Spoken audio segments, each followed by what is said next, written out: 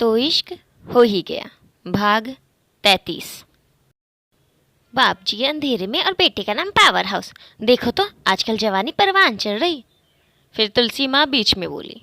अब चाची जी से रहा नहीं गया। क्यों ताने देती हो भाभी? गया तो अपनी पत्नी के साथ ही था ना, ऐसे कहना तो गलत है ना। अब तू बताएगी छोटी कि का सही और का गलत है। तुलसी माँ गुस्से में ललकारती आंखें भर चाची जी पर लगभग चिल्लाई। अरे अब ई अंतिमवा के नाम सब कुछ है तो हम ही जहर उगलते साफ दिखते हैं सबको। जब से शादी हुई आज तक हमारी सास भी ऐसा ना कही हमसे। अरे हम तो। चाची जी हैरान थी। आखिर ऐसा क्या बोल दी वो तुलसी माँ को जो बात इतनी बढ़ गई। बड़े पापा का गुस्सा और बढ़ गया। वैसे भी आज तक गुस्से में आओ और ताओ देखे कहाँ थे जो आज देखते। चाचा जी की ओर एक गुस्से भरी निगाह डाले। कह दो कि चली जाए बहू, वरना हम ही चले जाते हैं यहाँ से। नहीं नहीं भैया, आप कहे। परेशानी से चाची जी की ओर देख। तुम जाओ भीतर। चाचा जी चाची जी को जाने का जैसे ही कहे, चाची जी गुस्से में तुलसी माँ की ओर देखी। उनके चेहरे पर एक सुकून था जिसे बखूबी छिपाते हुए वो दूसरी ओर मुड़ गई। नहीं, अब इज्जत उतर गई तो क्या फायदा। झूठे आंसू बहाते हुए, हमको ना रहना है ये घर में जी। अंतिम हड़बड़ाकर अपनी नजरें उठाए तुलसी माँ की ओर देखा। अंतिम का मन कुछ भी सह सकता था मगर एक टूटा परिवार नहीं। जिस परिवार के लिए वो हर चीज़ त्याग दिया, यहाँ तक खुद की जिंदगी की परवाह नहीं की उसने, उसे बिखरते कैसे देख सकता था वो। जल्दी से वो बड़े पापा के सामने आ खड़ा हुआ। ऐसा नहीं कीजिए बड़का पापा, हम। अंतिम आगे बोलता कि बड़े पापा की गरजते हुए आवाज़ आई। नहीं, हम तुम्हारे बड़का पापा। कितनी बार बोले। हाँ, सही तो कहा बड़े पापा ने। आज से सालों पहले ही ये फरमान सुना दिया था उन्होंने कि पूरे रीति रिवाजों से वो अंतिम को त्याग रहे। उसके बाद से तो अंतिम ने उनसे आंखें भर बातें भी कभी नहीं की। भूलो मत, श्राद्ध किया है हमने तुम्हारा, मतलब जानते हो मर गए हो हमारे लिए। कहते हुए बड़े पापा वहाँ से पैर पटक कर निकल पड़े अपने कमरे की ओर। बड़ी माँ एक नज़र अंतिम की ओर देखी, फिर दूर खड़े अपने बेटे को देखी। पुष्कर भैया के चेहरे पर एक सुकून भरी मुस्कान थी, मानो उन्हें वो सब कुछ मिल गया है जो चाहिए था। हमने प्रण किया है तुम्हारी जिंदगी में खुशी नहीं आने देंगे अंतिम हुआ, और अब ऊ राधा से जितना हो सके दूर रखेंगे। काहे से वारिस तो नहीं आएगा एक घर में, और तुम्हारा बच्चा जिसके नाम सारी जायदाद होगी। बड़ी माँ बिना अंतिम से कुछ बोले बड़े पापा के पीछे पीछे चली गई, जैसे कुछ हुआ ही नहीं। बस वहाँ खड़े चाचा जी के चेहरे पर मायूसी कोई भी देख सकता था।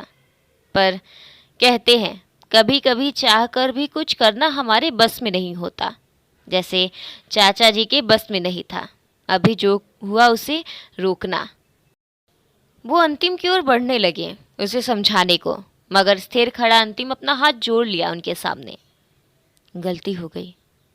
हम भूल गए थे कि हम सबके बदे मर चुके हैं। आइंदा याद रखेंगे कि यही हमारा श्राद्ध हुआ था। कहते हुए अंतिम सीढ़ियों के ऊपर कमरे की ओर बढ़ गया। आधे सीढ़ियों पर पहुंचते उसे शुभ देखा। आंखें लाल थी, शायद वो रोया था। बिना कुछ कहे बस जल्दी से बढ़कर अपने अंतिम भैया से लिपट गया। अंतिम का शर्ट गीला था, मगर शुभ के आंसुओं को बखूबी समझ रहा था। शुभ जैसा लड़का जल्दी अपने आंसू किसी को नहीं दिखाता, पर आज जो घर में हुआ, जो जो अंतिम से कहा गया, उससे एक कड़वी याद सामने आई और उसके मासूम दिल को कचोट गई। शुभ के सिर पर हाथ फेर अंतिम मुस्कुराया। रात हो गई, सो जाओ।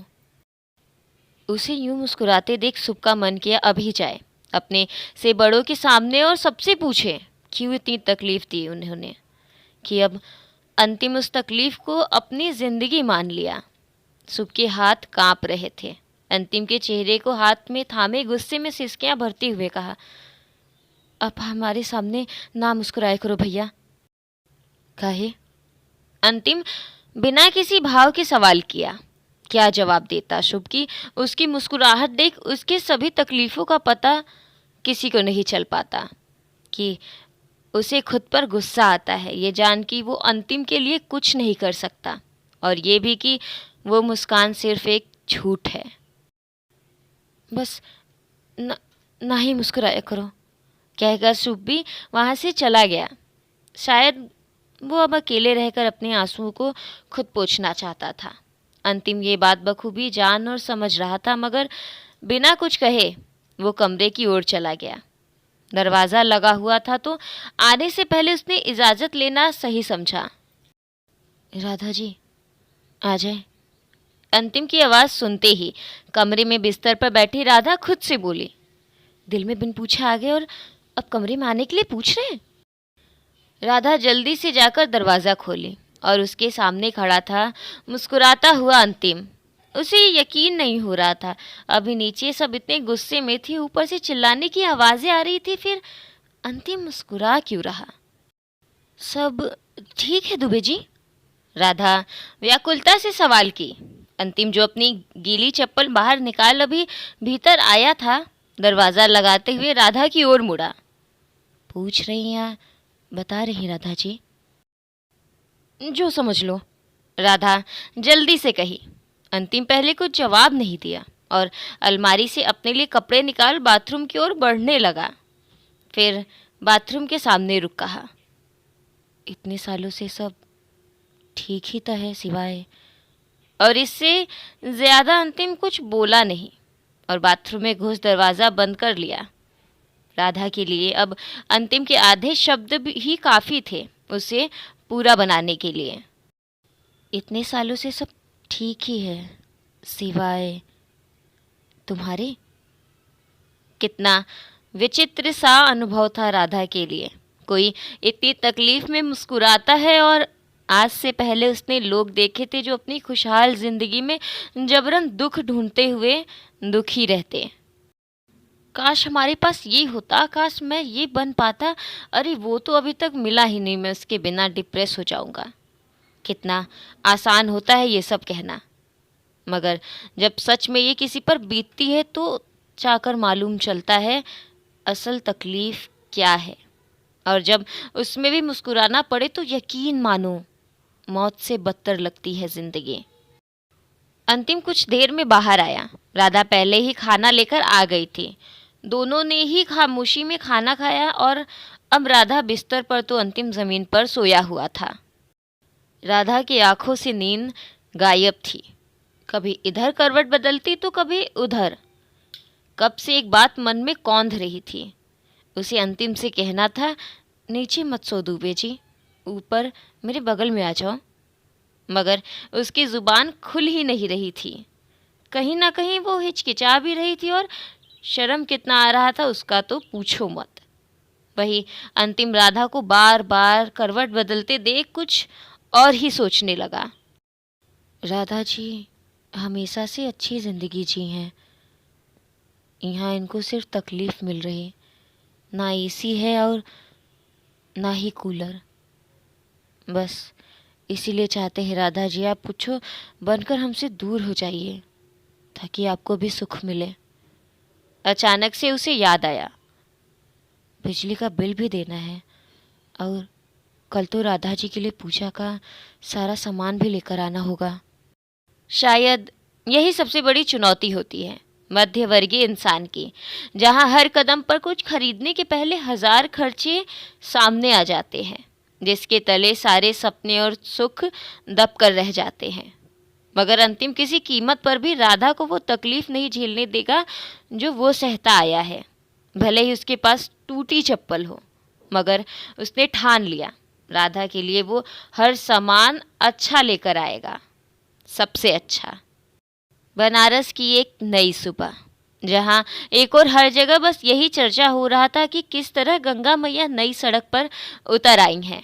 वही अंतिम सुबह सुबह ये खबर सुन दुकान की ओर भागा, क्योंकि अगर गंगा मैया का पानी दुकान के भीतर घुस आया तो अनर्थ हो जाएगा। अभी कुछ दिन पहले ही तो नया माल आया था। सुबह से हर ओर बादल घिरे थे, गंगा मैया का पानी, घाटों की सीढ़ियाँ, रात भर यूं चंचलता से डाक बनारस घूमने आ गया, जैसे उसका सुकून हो सैर सपाटे में। रिमझिम बारिश तो ना जाने कब से फुहारे शुरू ही थी, और सबका काम भी। आज गली में बड़ी चिल्लम चिल्ली थी, क्योंकि रास्ते में पानी भर जाने की वजह से रास्ता जाम हो गया था। नीचे से बड़ी आवाज़ें आ रही थी। अरे मर्दवा, तू गड़िया घुमाओ ना, देखा जगह नहीं बा। हम का देखी, तू देखा, हम तो घुमाओ थई। उजन संवनवा बा ओके काहे नहीं बोलता। हम तो कहत हई तू ढेर 3-5 मत करा। रुका बतवा फरियाद देत है बाई। आज तो ये घंटों चलने वाला है, मगर घर के भीतर जो हो रहा था शायद वो दिन भर तो चलने ही वाला है। गर्भ से होने के कारण सुनंदा भाभी ये पूजा नहीं कर सकती थी, तो सुधा माँ और चाची जी मिलकर सारी जिम्मेदारी राधा पर ही डाल सकती थी। उसे हर बात बताया जा रहा था कि सुबह कौवा बोलने के पहले ही जाग जाना, अंतिम जो सामान दे चुपचाप पहन लेना, 108 चने और लाची दाने, चीनी से बना प्रसाद को गिनकर अलग कर लेना, ताकि फेरी देते वक्त कुछ कम या ज़्यादा ना हो। और हाँ, फेरी देते वक्त कुछ बोलना नहीं है। राधा तो ये सुन सुनकर ही घबराई जा रही थी, मगर फिर भी सब गौर से समझ रही थी। आखिर इस पूजा से उसके दुबे जी की आयु लंबी होगी। हर तैयारी करते करते दोपहर हो गई। सभी माँ की नई साड़ी और सारा सजने का सामान आ चुका था। सुनंदा भाभी तो पूजा कर भी नहीं रही थी, वो खुद नए सोने के गहने बनवाई थी। मगर राधा, उसके पास तो कुछ भी नहीं था सिवाय इंतज़ार करने के कि कब अंतिम आएगा और उसे कुछ भी, बस कुछ भी देगा जो भी वो चाहे। मगर क्या अंतिम लेकर भी आएगा? वो तो इस शादी को ही नहीं मानता तो पूजा कहाँ से मानेगा? राधा का मन दुखने लगा था। खुद को शांत करने के लिए अपने कमरे की बालकनी में खड़ी थी। दूर से ही आज गंगा मैया बेहद साफ दिख रही थी। आकार जो बढ़ गया था विश्वनाथ से मिलने की खुशी में। हे गंगा मैया, आप तो इतरा रही अपने विश्वनाथ से मिलकर, मेरे दुबे जी का क्या? वो कुछ लेकर भी आएगा या नहीं? राधा अपने ख्यालों में ही खोई हुई थी कि उसके कमरे का दरवाज़ा खुला और हाथ में कपड़े का बाजारू बैग लिए अंतिम कमरे में घुसा। उस बैग पर बनारसिया साड़ी घर लिखा था, जिसका मतलब है वो अंतिम के ही दुकान का बैग है। जहाँ एक और राधा उदास थी कि अंतिम उसके लिए कुछ नहीं लेकर आएगा, वही अंतिम उसके पास बढ़ रहा था, हाथों में राधा के लिए श्रृंगार का सामान लिए। तो हेलो हेलो हेलो, जानती हूँ अब की दफ़ा मैंने बहुत ज़्यादा ही देरी कर दी। क्या करूँ, पढ़ाई और कुछ अपने मसलों में उलझ गई थी, लेकिन अब कोशिश करूँगी पाठ आते रहें। धन्यवाद।